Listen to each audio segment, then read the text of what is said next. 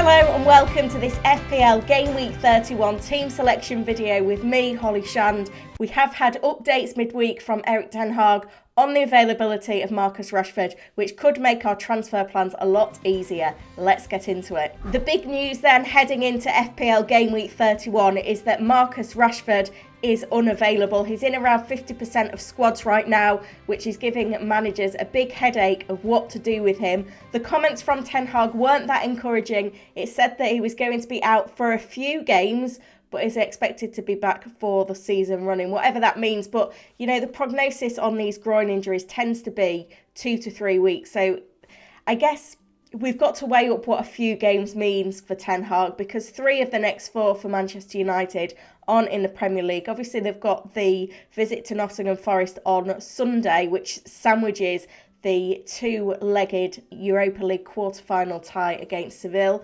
Then we've got to think about their next fixture, which comes in the FA Cup for the semi-finals the following weekend.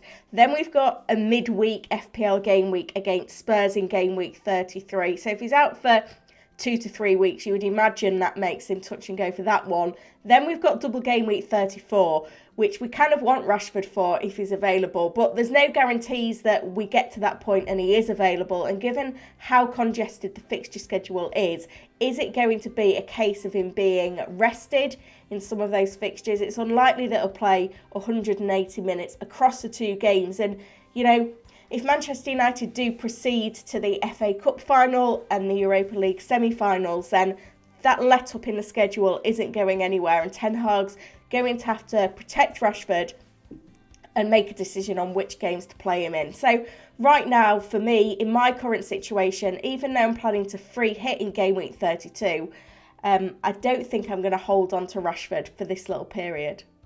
A few of my motivations for making that transfer for Rashford out this week is that I'm committed to free hitting in game week 32, which is probably going to be my biggest differential move between now and the end of the season. And by free hitting in 32, that allows me to bring in Jack Grealish for game week 31, because I don't have to worry about his blank in game week 32. So I'm kind of doubling down on the strategy by getting Grealish in this week. We know that Erling Haaland's going to be very heavily owned for the visit of Leicester to the Etihad this weekend, but in terms of managers being able to get in more Manchester City assets, they may be in a bit of a conundrum to do so with the blank coming up the next game week, but I don't have that to worry about. So I think it's important as a differential to have more than one Manchester City player, especially with, you know, Haaland's captaincy being so popular this week, and getting Grealish in is the strategy for me. In terms of my FPL Game Week 31 team selection then, a few little headaches. I've got my 2 goalkeepers, Kepa and Steele, facing off against each other, but Kepa has the home game and Chelsea have the better clean sheet odds. So for now, I'm going to start Kepa and bench Steele.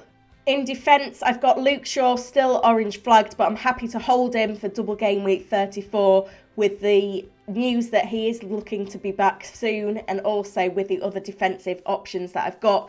Choosing between double Newcastle United defence and Mings and Henry was not easy, but I've gone with the clean sheet probabilities again. So I'm starting Shaw and Trippier away to Aston Villa, benching Mings, and I'm also starting Rico Henry, whose points I missed on my bench last weekend.